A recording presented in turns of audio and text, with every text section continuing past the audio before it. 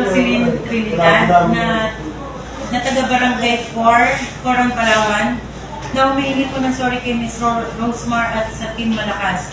Dahil sa pinost ko po sa social media na Dear Rosemar at Team Malakas, ginagamit nyo lang ang mga taga-Coron para sa mga vlog-vlog nyo at SOCMED.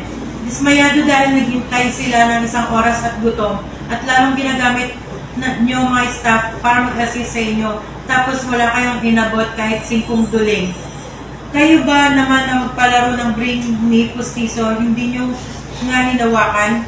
Huwag nyo sabihin malaki pa na ubos nyo, kakapamigay kung para sa kikitain nyo. Sana namigay na lang kayo sa daan, natuwa pa mga tao kaysa sa ginawa nyo. Pinaasan nyo na ginawa nyo pang mga bata.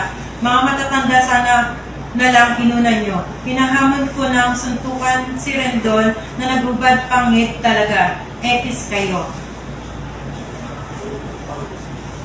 Magandang hapon po. Ako po si Jocelyn C. Trinidad ng Coron, Palawan.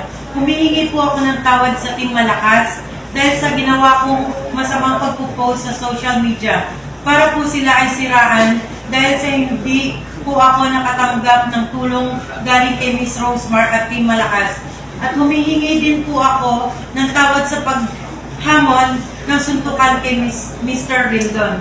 Sana po ako ay nakikiusap sa inyong lahat na sila po ay patuloy niyo pong suportahan sa kanilang pagtulong sa tao. At humihingi din po ako ng tawad sa mga taong nasagasaan ng aking maling pagpo-post ko. Sa aking mayor at sa lahat ng opisyales, humihingi din po ako ng tawad sa aking nagawa. Para po kay Ms. Rosemar at Team Malakas, patawad po. Mula sa aking puso. Sana mabuksan niyo pa po ang inyong mabuting kalooban. Sa mga binigay po ng Team Malakas at kay Ms. Rosemar, salamat po sa maraming tulong sa mga tao po dito.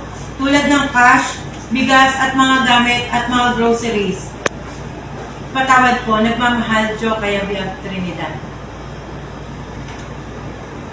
Nakalagay.